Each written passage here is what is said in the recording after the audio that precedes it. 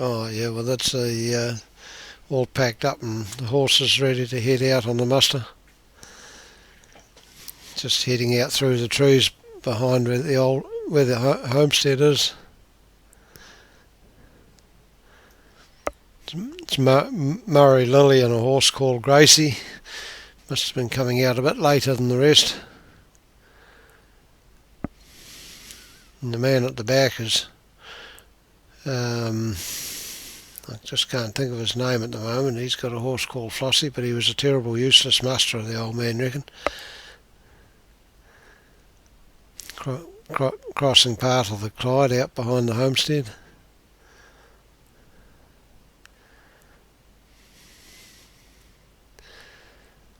The speed the dogs disappear gives you a bit of an idea how swift the river is.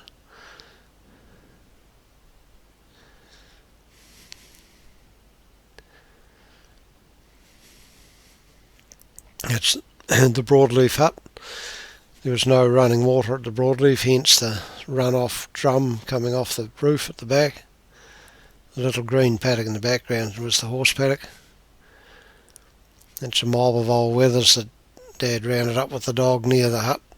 Just turned them back past the hut so they didn't have to muscle them back that way the next day.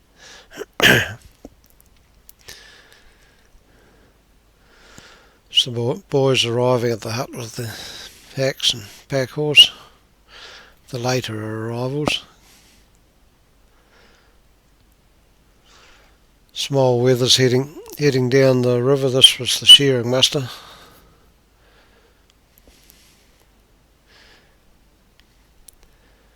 And this is Dad's unfavourite muster. He reckoned he always seemed to be in front of the camera. It was the only thing he reckoned he was any good for. A few salmishas, bit of the native flowers that are growing around. That's looking across Cattle Basin. You can see some sheep running out along the ridge up on the top there. This is coming out of one of the side basins on this side of Cattle Basin, running out down the main spur. A few old wethers there have run round into the bluffs and sort of bluffed up a bit.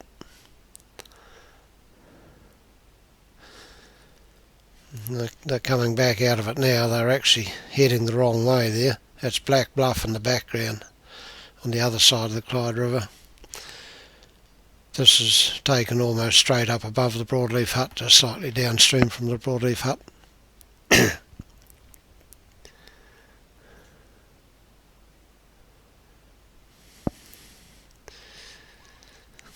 Oh, wethers have got a bit of wool on them too. They're not looking too bad. For it'd be just after Christmas this muster would have been done.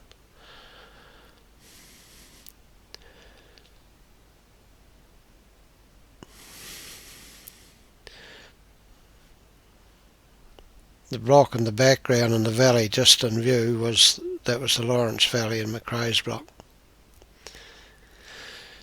Again, this is looking across the Clyde onto some of McRae's block.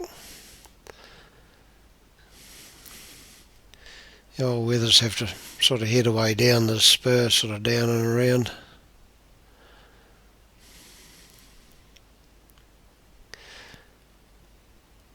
There's an old ewe and lamb.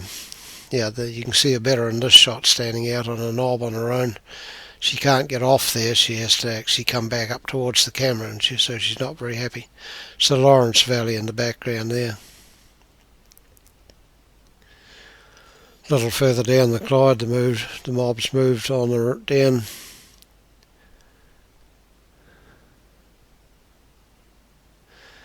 They're stringing away out through there pretty good.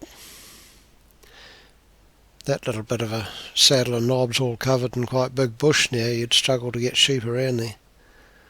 Or when we left.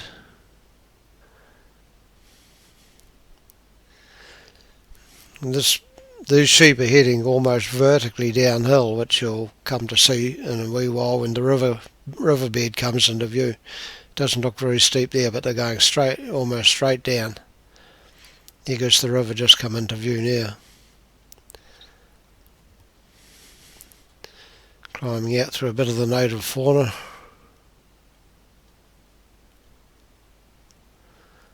I think it's one of those prickly Spaniards, of which there are any amount enough up there.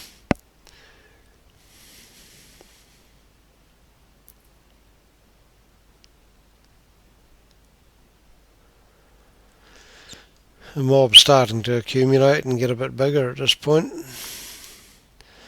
I think this was probably taken down at about Kia Creek.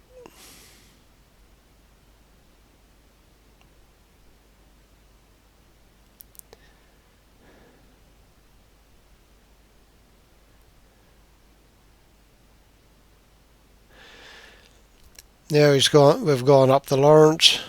This is taken from straight above the Hermitage hut. The pack horses are just moving along the edge of the river in the middle distance. I think I was one of the fellows who was leading some of those pack horses along. Looking across the moraine towards Bush Basin, coming off McRae's side of the Lawrence. That's looking straight down the Lawrence towards the Forks Face. Tommy's paddock and Shingley Face came in on the left. Ewes and lambs heading out through the gully just downstream from the broadleaf.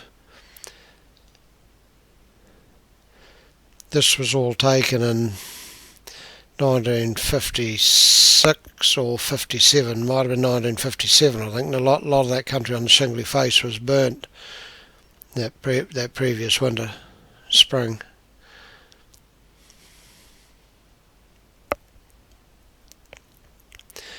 The ewes at that time weren't shorn until after Christmas, same time as the Weathers. Everything was shorn late. All the lambing was done out up the river in the Lawrence, or the majority of it. When they were brought in for shearing, the tailing and everything was done.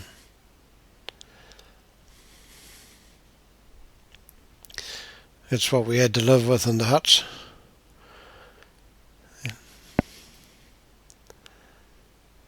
Bit more of the native fauna.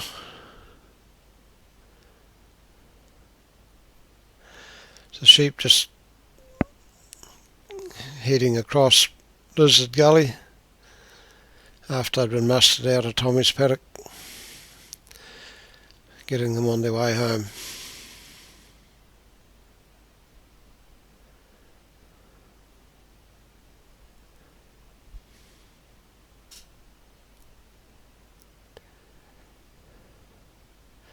I think that was John Allen and Murray Lilly.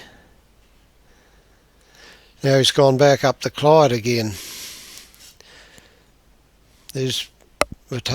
Shots were taken up above the Watchdog. That's looking up towards the McCoy, heading out to the right.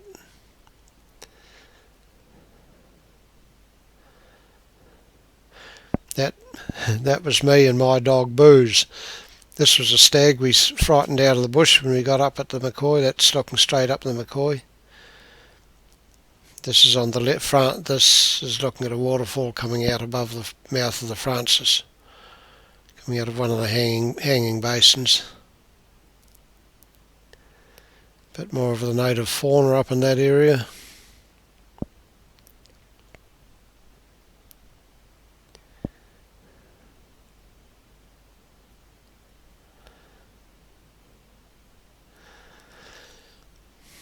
This creek is the one coming down out of Argument Basin. Up till about that time, sheep used to be put into Argument Basin, taken up Cattle Basin and lifted over. And these sheep are coming down straight up above the Watchdog hut, just under the Watchdog Peak itself, between Argument Basin and Cattle Basin. The dog was called Phil.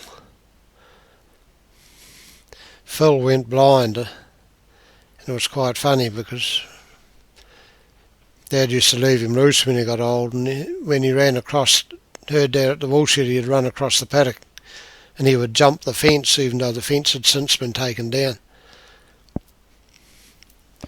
This is down back down below Kia Basin, crossing Black Basin Creek. It's looking up Black Basin, Just watch this lamb. The lambs have to be pretty hardy. Oops, there he goes. He won't need a wash for a week.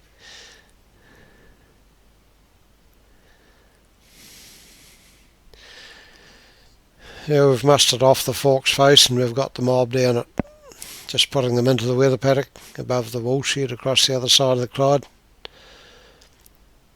At this time all the wethers and all the tutus were all run together. The tutus were wintered with the wethers, and there was around about 4,000 sheep in this mob.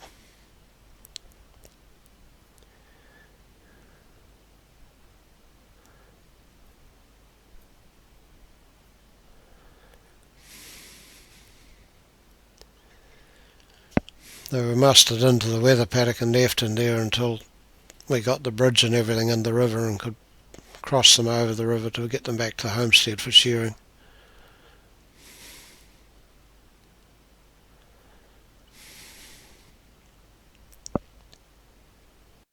Everybody's heading home.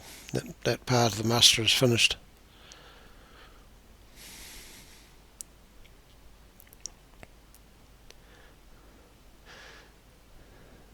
John Allen on Flossie, and May was the pack horse.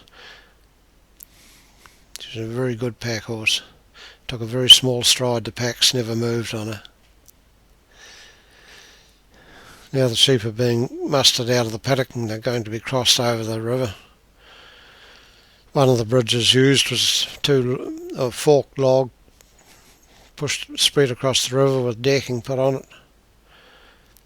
And often another bridge was used in another stream, and it was made out of a wagon.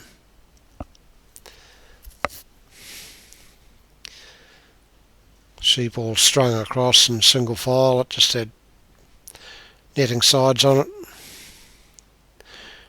The main mob was held quite a distance from the bridge, and little mobs were released every so often to come up to be put across the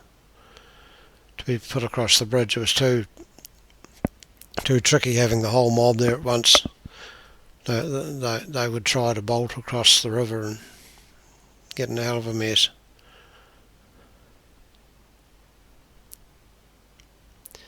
It doesn't look very wide there in the river, but that log was about 70 metres long.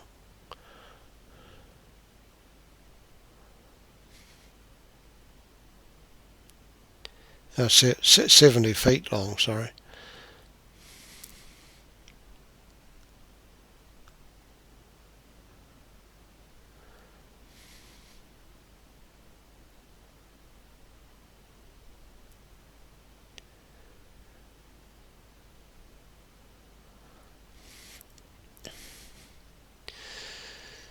The mob's across the river and on the way home, ready to be drafted up to get ready for shearing.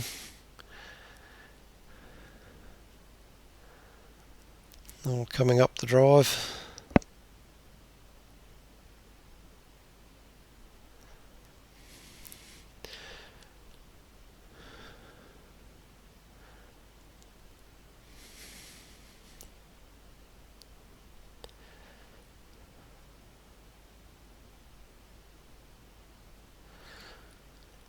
Station buildings, trees were a lot smaller then than what they were when we left. Buildings were a bit smaller too. The house we lived in was still just a little square chocolate box. Get a better idea of the size of the mob once they start stringing through into the paddocks.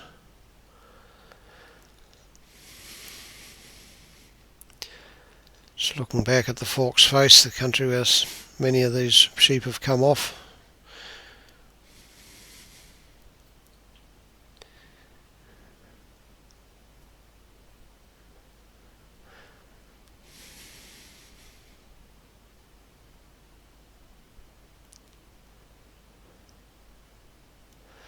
Mount Sinclair in the background, Sinclair Valley. Pair house knobs behind the wool shed. A few old Romneys in the yard there. That was about the time Mum started breeding the half-breeds. At that time the main set of drafting yards was up the paddock behind the wool shed, up where we later had a couple of hay sheds. So all the sheep had to be taken through and up there for drafting.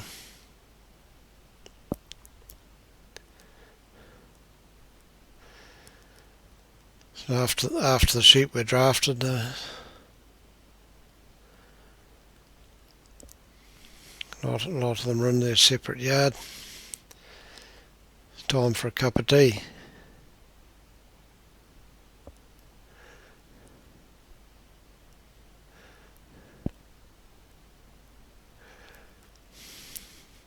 That was in the days when the cups of tea were brought out to the boys instead of the boys all having to go to the house. Alistair and Bev in her rangy school dress.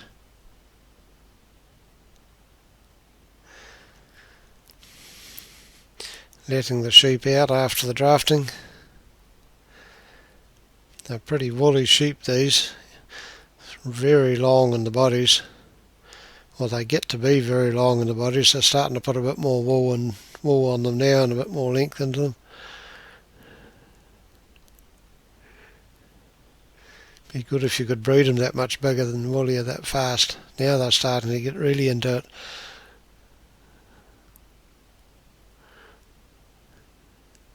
Be good if you could shear them as fast too.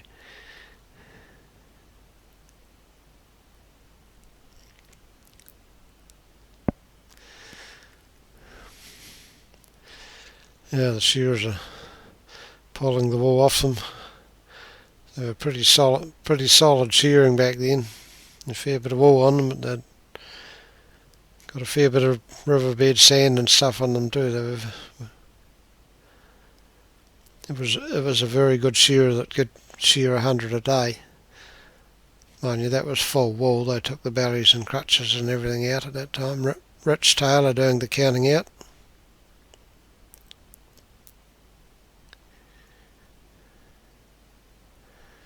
Snow Rofi on the board at this end, and George Cromie.